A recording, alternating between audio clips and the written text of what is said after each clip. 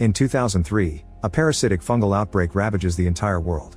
As years pass, more and more people die, as the infected transform into terrifying monsters who pass the illness through biting. 20 years after the initial outbreak, the world is in a post-apocalyptic state and controlled by a totalitarian regime. Joel starts traveling with Ellie, who is immune to the infection. Eventually Ellie is kidnapped by the Fireflies, a revolutionary militia group that is trying to find a cure. Afraid that Ellie may die during the operation to make the vaccine, Joel fights the Fireflies and rescues an unconscious Ellie from the hospital. When she wakes up and asks what happened, he lies and says that the doctors tried to make the cure using other immune people but failed. Meanwhile, the Fireflies bury all the people they lost during Joel's attack and Abby swears revenge for the death of her father. 5 years later, Joel and Ellie are living in a community of survivors in Wyoming. Today Ellie is practicing hand-to-hand combat with the guys and is proud to win her fight. However, she gets angry when she learns that Joel asked them to pull their punches when they practice with her. A construction group working on building a new house discovers an old pipe that is filled with roots. Dina brings the news to Joel because he's the foreman and finds him fixing some breakers. She asks him to teach him, and while they chat, she realizes that he's been going to therapy. Joel asks her to keep the secret. Out on patrol, Ellie and Joel's brother Tommy kill some infected with a sniper rifle and notice that the number of infected in the area has increased. After finishing for the day, Tommy wants to put Ellie on gate watch, but she guesses Joel told him to, so she convinces him to keep her in patrol. Later a new group of refugees arrives. Maria worries about the lack of room and Joel suggests they should look after their own, which means leaving the refugees out in the wild. Maria reminds him that he was once a refugee too. Afterward Joel goes to therapy with Gail to complain about the rocky state of his relationship with Ellie. Gail points out that Joel has been going in circles for the last few sessions and should just tell Ellie the truth. To show an example of how honesty can heal, she admits that she hates Joel because he killed her husband Eugene. Then she asks him to say what he's afraid of saying, so a crying Joel says, "I saved her before leaving." The next day, Ellie goes on patrol with other refugees, including her crush Dina. On the road they discover a trail of blood, so Ellie pushes ahead while ignoring the warnings from the others. Dina follows her and together they find the bodies of a bear and several infected. It seems they killed each other in a fight. There's blood on the wall of an abandoned market that indicates there may be a surviving infected inside, so the duo goes in to investigate. When they approach a window, they hear some noises that indicate there are two infected. The girls split and Ellie finds an infected first. She jumps on its back and stabs it until it falls dead. Dina joins her after killing the other one, and on their way out, Ellie steps on a deteriorated floor area that breaks and makes her fall. While Dina searches for an exit, Ellie looks around and finds an infected. She gets her gun ready and yells at the creature, who quickly runs away. Ellie goes after it and the infected tries to attack from behind, but she hears it and opens fire. The monster dodges it and attacks Ellie from the side, managing to bite her stomach in the struggle. Thankfully Ellie has a second gun and uses it to kill the infected. When Dina finally finds her, Ellie makes sure to hide her injury. Later the girls report to the town council, explaining that the infected seem to be getting smarter. This makes everyone worry about the possibility of hordes forming. Then Ellie goes home and uses a knife to disguise the bite as a cut before stitching it. That night the town has a New Year's party. A drunk Dina asks Ellie to dance with her and starts flirting both verbally and physically, which ends with them kissing. They're interrupted by Seth, who reminds them this is a family event. The girls get ready to leave but Seth calls them a slur, so Joel shoves him to the floor while telling him to get out. After the guy leaves, Ellie snaps at Joel, saying she doesn't need his help. This causes Joel to leave in shame. Meanwhile the roots in the broken gas line are growing, revealing to have the fungus. On the mountain, Abby's group sees the town from afar. When they stop at a lodge for the night, Abby has a nightmare in which she sees herself before finding her father's dead body. Once she wakes up, she watches the town with her friends. It seems the place it's not just a small camp, it's a well-fortified city with patrols that will make it hard to sneak in. In the morning, Ellie wakes up to find the town on high alert. It turns out that last night, the patrol found a pile of dead infected that were concealing a live horde underneath the snow. Tommy leads a meeting in the restaurant, reminding everyone of their emergency plan. If the alarm is rung, all non-combatants are to barricade in basements and cellars while the rest will take to the rooftops with guns. After the meeting, Seth apologizes for his behavior and offers some packed food for the patrol shift, but Ellie doesn't take it. She and Dina's ex Jesse leave for their patrol and notice there's a snowstorm oncoming. Soon all the different teams report losing visibility and Tommy uses the radios to tell them to come back. Jesse and Ellie are too far to return safely, so after storing their horses in a stable, they hide in a store. They find some Mary Jane plants there and a firefly pendant, so Jesse explains that they used to belong to his former patrol partner Yoon, who quit the Fireflies because he got tired of killing people. Joel had to kill the guy after he was infected. In the mountains, Abby sees Joel and Dina on patrol and tries to follow them. However, when she tries to go down, she slips and rolls down a hill. This area is full of infected buried in the snow, who immediately wake up when they hear her. A chase ensues and Abby reaches the wall surrounding a copper mine. She climbs the ladder while kicking all the infected that try to grab her legs and successfully jumps to the other side. However, when she runs to hide behind a building, a bunch of infected try to reach her through a fence that soon collapses on top of her. Abby crawls as fast as possible and leaves the narrow space, but unfortunately the fence breaks and an infected jumps on her. Before it can bite her, Joel shoots the creature in the head and helps Abby hide with him inside the building. Dina is waiting with the horses and explains they can't return to town because of the storm. The infected are pounding on the door, so Abby tells them about the lodge in the mountains. They agree to go with her and leave on the horses right before the infected break the door down. In town, Tommy tries to contact Joel and Dina because they're the only ones that haven't answered yet, but there's still no response. Jesse and Ellie hear the call on the radio and immediately go back outside to search for them. Meanwhile, the construction group breaks the pipes and finally finds the fungus, which attracts all the infected in the area. The horde chasing after Joel's team suddenly turns around and heads to the town instead. A guard sees them and raises the alarm, sending all civilians to hide in basements. Fighters rush to the wall with their weapons and throw oil barrels at the incoming horde. Then they light them up to start a big fire that kills lots of infected. The ones remaining are shot down one by one. Suddenly the infected move out of the way to let a larger creature known as a bloater pound on the wall, finally breaking it. People on the roofs open fire while Tommy and a few others block the street with flamethrowers. He shoots at the bloater to keep it away from buildings, and once it's close enough, he burns it to death right before he runs out of fuel. Maria runs through the chaos to reach the kennel and releases the hounds, who kill both the infected and bitten humans before they turn. At the lodge, Abby introduces her friends to Dina and Joel. As soon as they hear his name, they take Dina hostage to make Joel surrender. While the others put Dina to sleep with a sedative, Abby tells him that the fireflies don't exist anymore and demands the truth. He admits he was the one who attacked the clinic and Abby shoots him in the leg. Then she makes her friend tourniquet his wound while telling Joel that he killed her father, who was a doctor in the clinic. Joel asks her to shut up and do it already, so Abby starts beating him up with a golf club. Outside, Ellie sees the horses near the lodge and goes in to investigate. She follows the noises and finds Abby beating up Joel. Before she can react, Abby's friends tackle her and capture her. As Ellie yells Joel's name, he tries to move, however Abby stabs him in the neck to kill him. A crying Ellie has a breakdown and swears to kill them all in revenge. The group ignores her and leaves the lodge. Then Ellie crawls to Joel's body and hugs him. In town, the locals finish killing the last infected and deal with the fires. Soon Dina and Jesse bring Ellie while making the horses drag Joel's body. Sometime later Ellie wakes up in the hospital, but she suffers a trauma-induced flashback to Joel's death, so a nurse sedates her. 3 months later, the town is still rebuilding.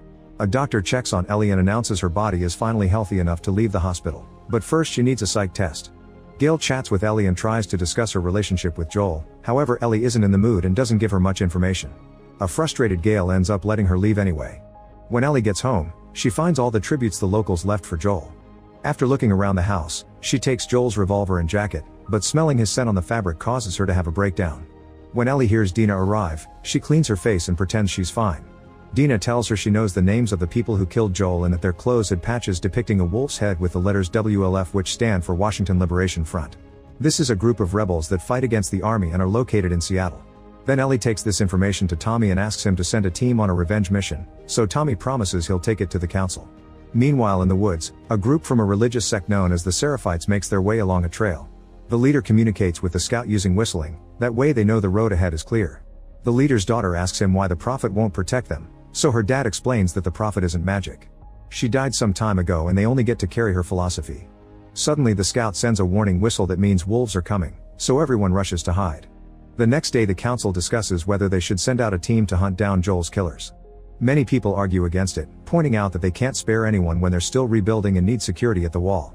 Seth shocks everyone by voting in favor of avenging Joel. Ellie has prepared a whole speech and explains that this isn't about revenge, it's about justice. It gets her some support, but in the end the vote against the plan wins. Refusing to give up, Ellie rushes home and starts packing to leave alone. Dina visits her and surprises her by saying she's coming too. She's even prepared a safe route on a map. In the middle of the night, the girls meet with Seth, who brings them a horse and better weapons. Ellie shakes his hand before they leave. In the morning, they stop by Joel's grave and Ellie gets to say goodbye by leaving some coffee beans. For the next few days, the girls ride the horse to travel and keep themselves entertained with road games or stories. One night they stop to camp because of the heavy rain, and they finally discuss the kiss.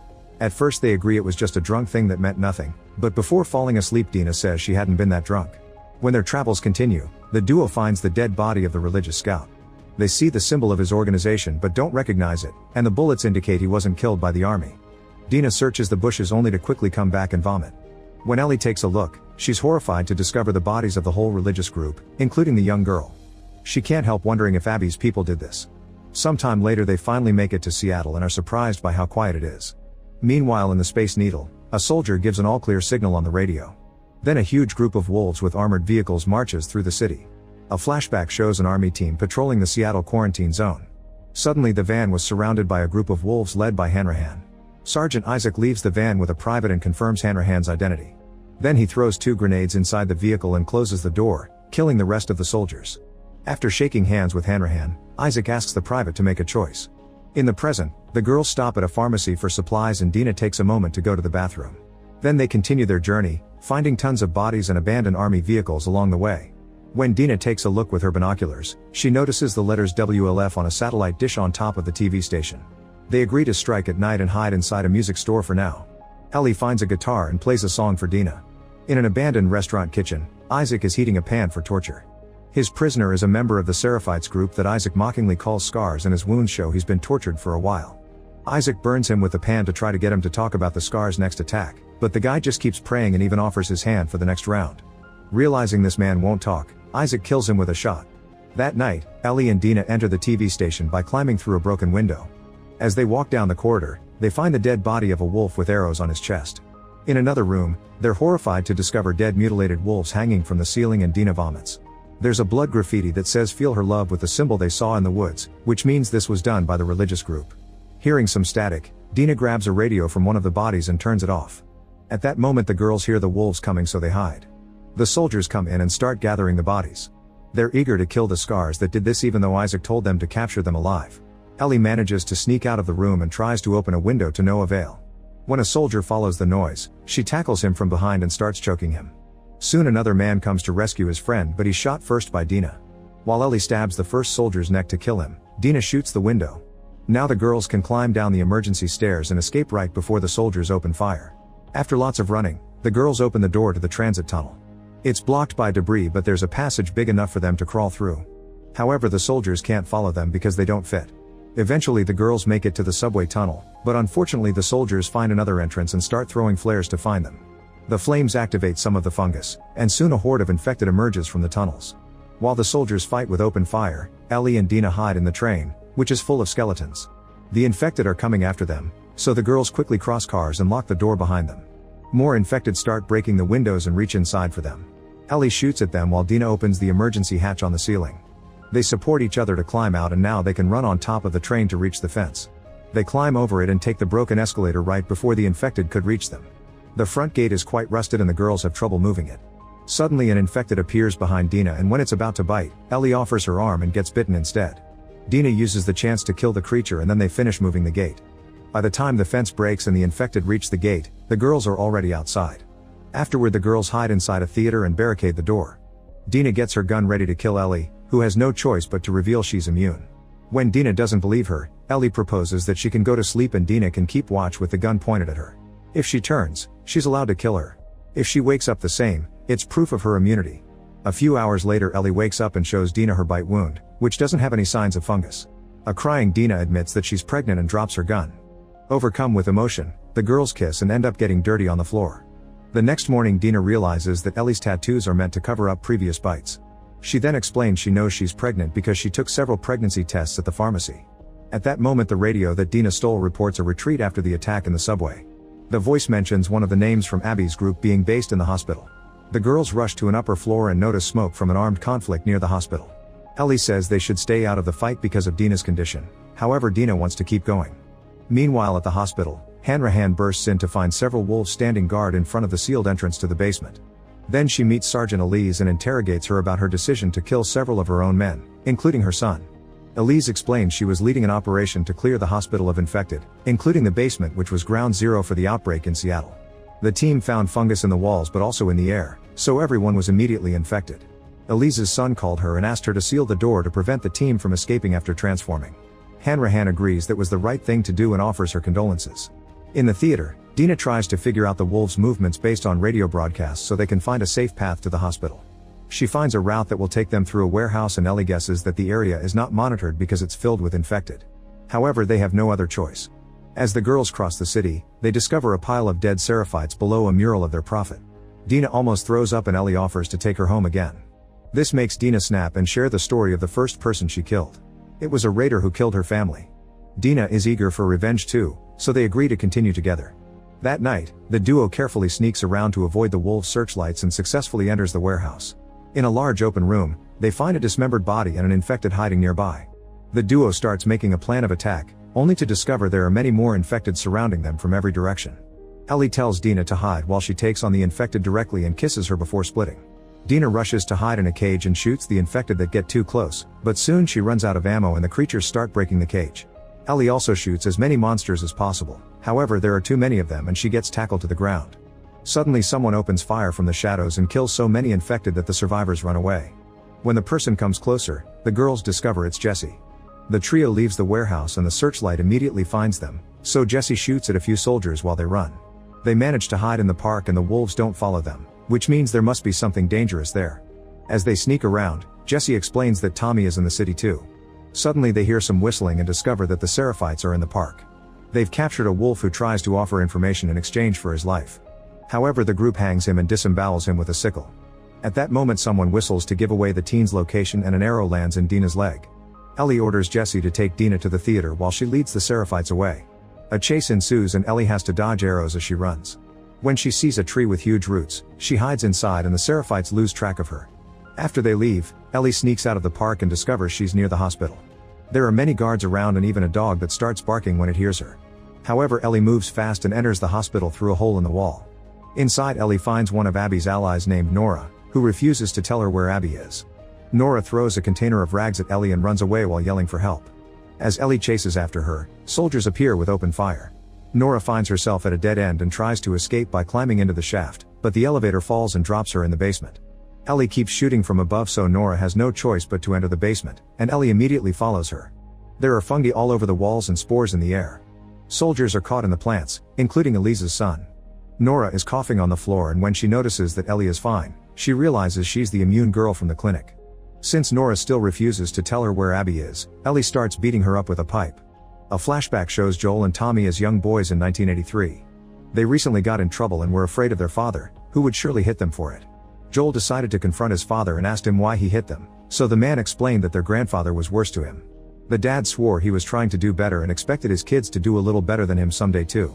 In 2024, Tommy brought a loopy Ellie to her room, explaining to Joel that she was on painkillers after burning her arm during kitchen duty. Ellie admitted she wanted to be able to wear short sleeves again, referring to the bite scar that her burn now covered. The next morning it was her 15th birthday, so Joel surprised her with a cake and a guitar that had carved details he made himself. After eating, he played a song for her and promised to teach her. In 2025, Joel took Ellie on a field trip for her 16th birthday. They found a T-Rex statue that Ellie excitedly climbed before Joel took her to the museum to admire the space exhibit. They entered the real Apollo 15 command module and Ellie happily played with the switches. Then Joel gifted her a cassette tape with a recording of the countdown and launch of Apollo 11.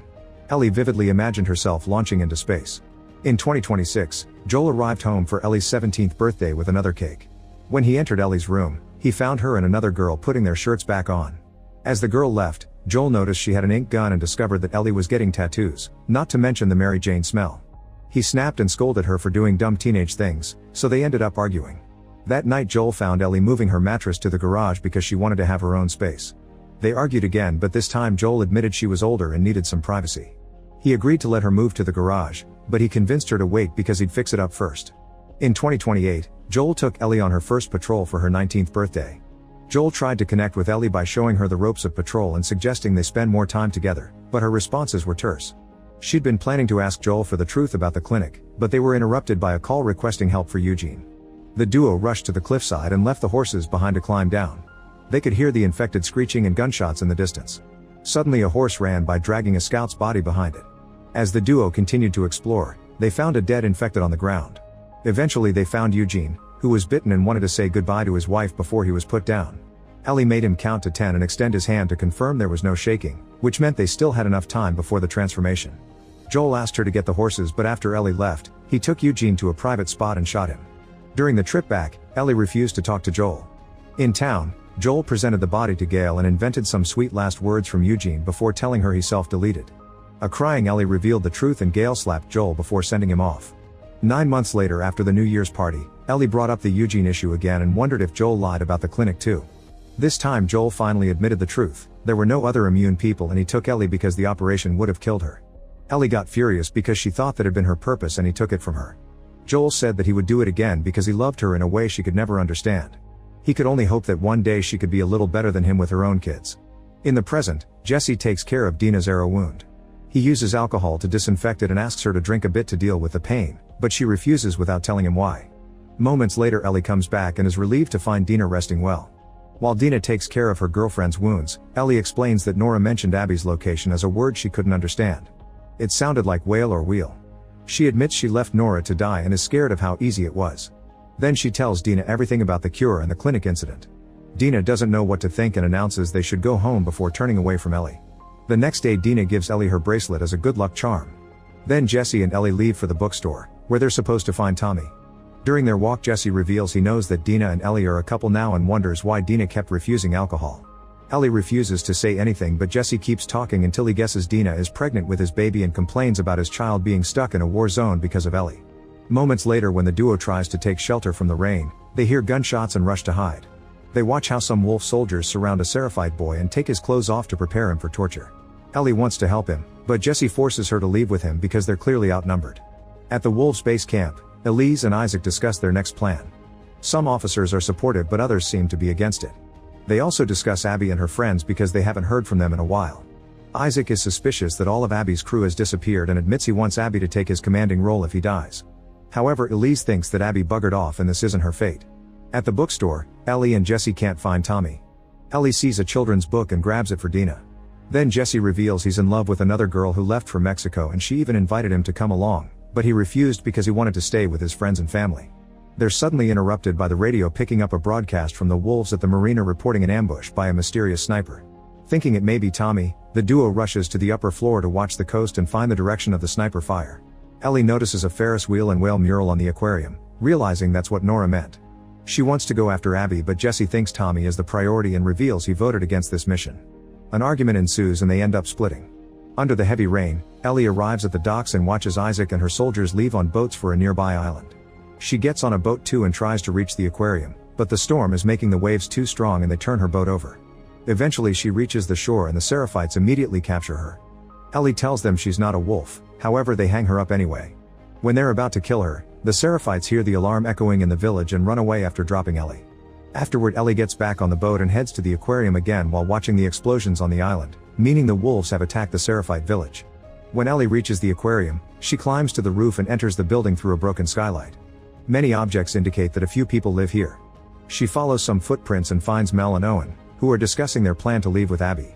Ellie reveals herself and holds them at gunpoint while asking them to point on the map where Abby is. Owen pretends to reach for the map but grabs a gun instead, so Ellie immediately shoots him. The bullet passes through Owen and wounds Mel, who collapses. A desperate Mel opens her jacket and reveals she's pregnant, so she asks Ellie to open her stomach and retrieve the baby before she dies. Once Ellie has a knife, Mel tries to tell her what to do but she uses medical terms that Ellie doesn't understand. In the end Mel dies and so does the baby, so Ellie has a breakdown. At that moment she's found by Tommy and Jesse, who quickly take her back to the theater. Moments later while the group is looking at a map to find a safe way home, they hear some noises in the lobby. They run to check and Jesse is immediately shot in the head. Ellie hides but then she hears Abby's voice telling her to come out or she'll shoot Tommy. When Ellie comes out, Abby opens fire. A flashback then reveals that all this time, Abby has been overseeing the Seahawks Stadium, which contains a massive compound for the wolves. Make sure to subscribe and turn on notifications so you can watch more videos like this. Thanks for watching.